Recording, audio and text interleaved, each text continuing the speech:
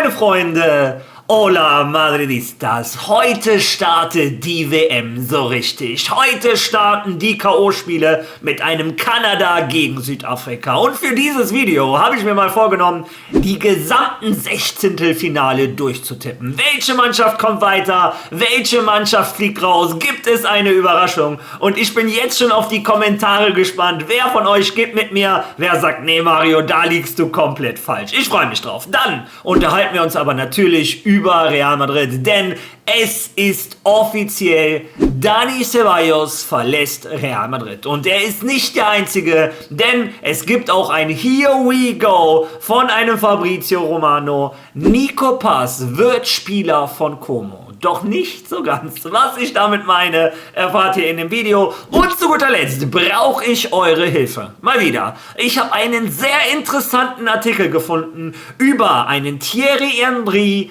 Zlatan Ibrahimovic, was die über Arda Güler gesagt haben. Naja, wo ich eure Hilfe brauche, das erfahrt ihr in dem Video. Viel Spaß dabei.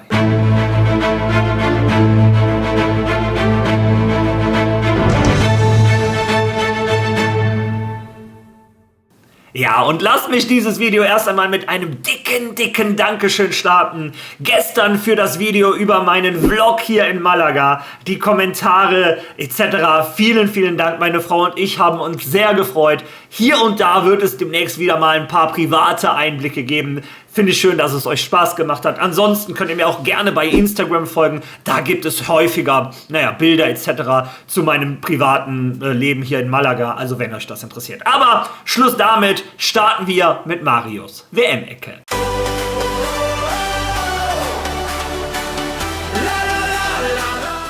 Ja, und die WM-Ecke ist heute ganz anders. Ich möchte mich nicht über die Spiele der letzten Tage unterhalten. Hier und da auch ein paar verpasst. Das würde, glaube ich, den Rahmen sprengen. Aber im Endeffekt ist das ja auch egal. Wir haben jetzt die letzten 32 Mannschaften, das Sechzehntelfinale. Und das möchte ich mit euch einmal durchtippen. Ein oder andere Überraschung habe ich tatsächlich schon im Auge. Aber starten wir mit Deutschland gegen Paraguay. Und ich glaube, die Paraguayer haben gegen die Türkei vor allem schon ihr Glück verbraucht. Ich kann mir nicht vorstellen, dass die Nationalmannschaft, dass die Deutschen da was anbrennen lassen. Die Deutschen kommen weiter. Frankreich gegen Schweden. Für mich Frankreich zurzeit der Favorit auf dieses Turnier. Ich glaube, damit habe ich die Frage schon beantwortet. Frankreich kommt weiter. Südafrika gegen Kanada sehe ich die Kanadier mit dem Heimvorteil vorne. Niederlande gegen Marokko und ich glaube, und das wäre meiner Meinung nach eine Überraschung, viele wollen das nicht hören, aber ich glaube tatsächlich, die Niederlande kommen weiter. Die sind so bärenstark in dieses Turnier gestartet.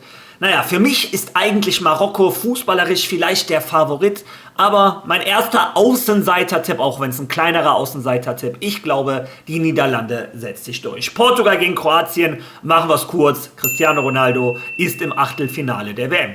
Glaube ich zumindest, auch wenn es mir für Luka Modric leid tun würde. Spanien gegen Österreich, ich möchte hier nichts jinxen. Österreich mit dem Last-Minute-Treffer haben sich gestern gerettet, das war schon spektakulär. Naja, ich möchte es nicht jinxen, ich sehe Spanien leicht favorisiert.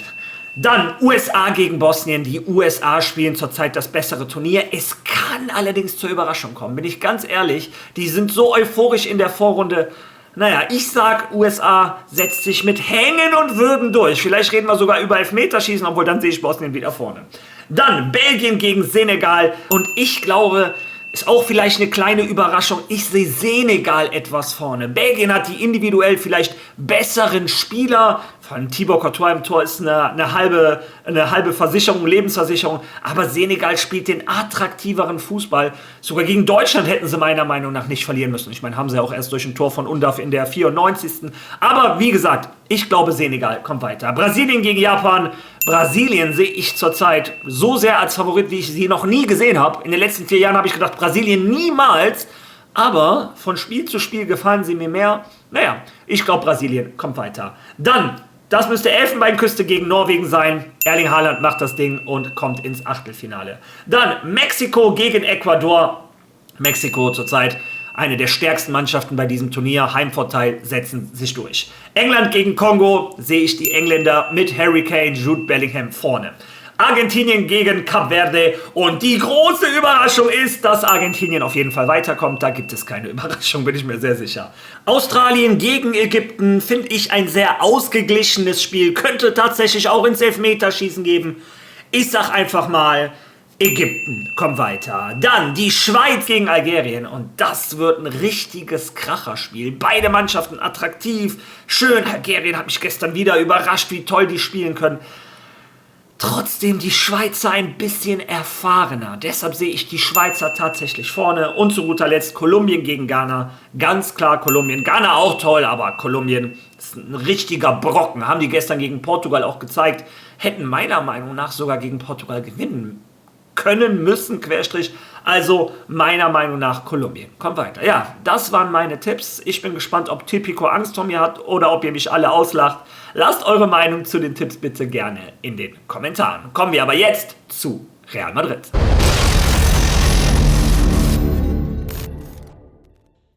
Ja, und bei Real Madrid hat sich das, was wir alle schon wussten seit Wochen, nun endgültig offiziell bestätigt. Dani Ceballos hat Real Madrid offiziell verlassen. Real Madrid mit dem öffentlichen Statement. Real Madrid und Dani Ceballos haben im gegenseitigen Einvernehmen beschlossen, seine Zeit als Spieler für unseren Verein zu beenden. Dani Ceballos spielt seit 2017 für Real Madrid in einer der erfolgreichsten Perioden unserer Vereinsgeschichte. Das stimmt. In den 7 Spielzeiten, die er Teil der Mannschaft war, hat er 215 Spiele bestritten, also doch schon eine ganze Menge.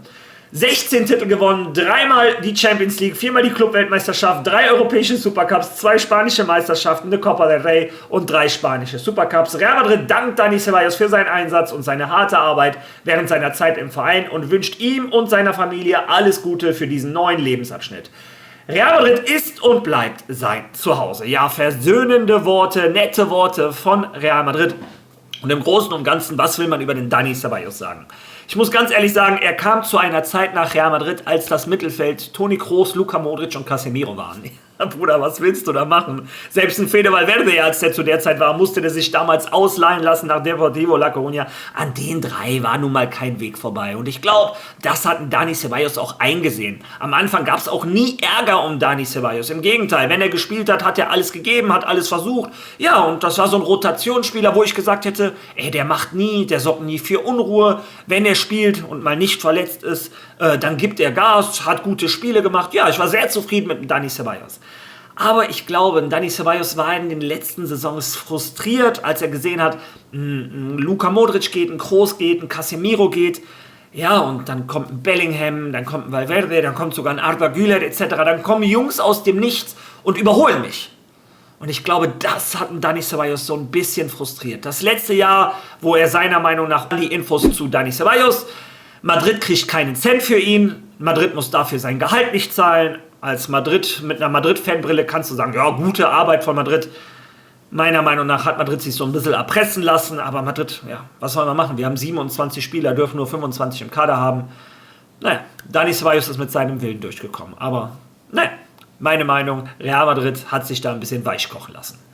Ein anderer Spieler, der auch im Mittelfeld bei Real Madrid gerne seine Chance bekommen hätte, aber auch der Meinung ist, das wird er dieses Jahr nicht schaffen, ist Nico Paz. Und auch das, was ich euch seit Wochen angekündigt habe, ist tatsächlich passiert. Fabrizio Romano sagt, es ist offiziell, sein Here We Go ist da. Como und Real Madrid haben sich geeinigt. Also, um das alles nochmal zusammenzufassen, Real Madrid hatte Como gesagt, an einem Freitag oder an einem Donnerstag war das, ihr habt bis Montag Zeit.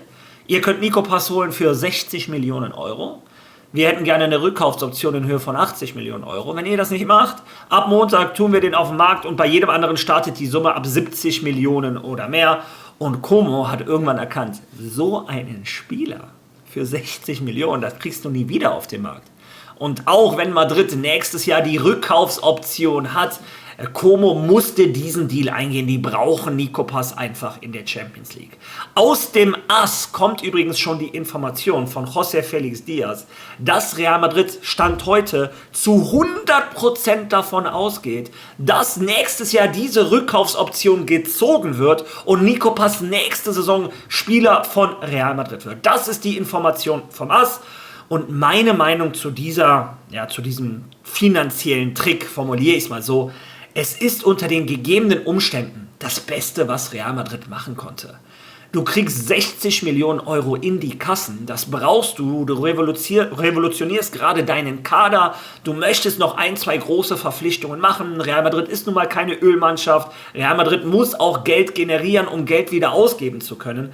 Aber du behältst die volle Kontrolle über den Spieler. Also für Real Madrid ist das Win-Win.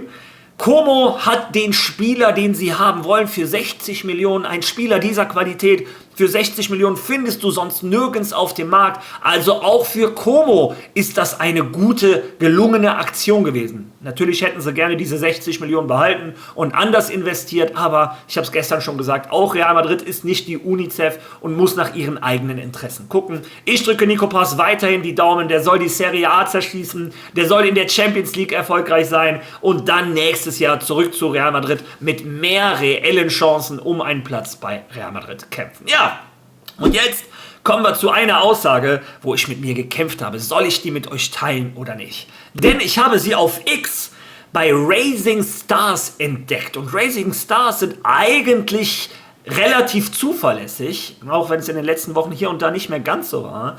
Dann habe ich bei Grog gefragt und Grog hat gesagt, ja, diese Aussagen gab es, aber ich habe die Aussagen nirgends gefunden. Und dann habe ich ChatGPT gefragt und die haben mir gesagt, ja, es scheint so, bei Instagram sind diese Sachen auch erschienen, aber auch das ist für mich keine seriöse Quelle. Und die einzige Zeitung, die ich gefunden habe, war Fanatic. Und aus der Vergangenheit und den Kommentaren habt viele von euch mir geschrieben, Mario, pass bei Fanatic auf, das ist nicht die beste Quelle. Deshalb diese Aussagen von dem Thierry Henry, ich weiß, dass er über Arda Güler geschwärmt hat, aber ob er genau wortwörtlich das gesagt hat, kann ich euch leider nicht zu 100% verifizieren. Wenn einer von euch das kann, gerne in den Kommentaren, schreibt mich an. Aber ich fand diese Aussagen trotzdem so interessant. Ich schlage vor, lesen wir uns die zusammen einmal durch. Bei der gemeinsamen Analyse der WM-Spiele nach dem Spiel äußerten die ehemaligen Fußballlegenden Thierry Henry und Zlatan Ibrahimovic Aussagen über Arda Güler, die noch viele Jahre in Erinnerung bleiben werden. Thierry Henry, Arda Güler war heute außergewöhnlich. Jedes Mal, wenn er den Ball berührte, war seine Klasse zu sehen. Er bleibt auch unter Druck ruhig, sieht Pässe, die andere nicht sehen und versucht immer etwas zu kreieren. Er ist ein sehr, sehr guter Spieler. Die Türkei fährt nach Hause, was für sie eine Enttäuschung ist. Aber dieser Sieg gegen die USA ist ein Geschenk an ihre Fans. Die Fans sind den ganzen Weg gereist, haben an die Mannschaft geglaubt und haben es verdient, so eine Leistung zu sehen. Das ist ein Sieg, auf den sie stolz sein können. Thierry Henry, für mich ist das erst der Anfang. Man sollte nicht vergessen, wie jung er ist. Er wird noch weitere Chancen bekommen. Er hat noch viele Jahre vor sich. Und wenn er fit bleibt und sich weiterentwickelt, wird es weitere Weltmeisterschaften geben, bei denen er sein Talent unter Beweis stellen kann.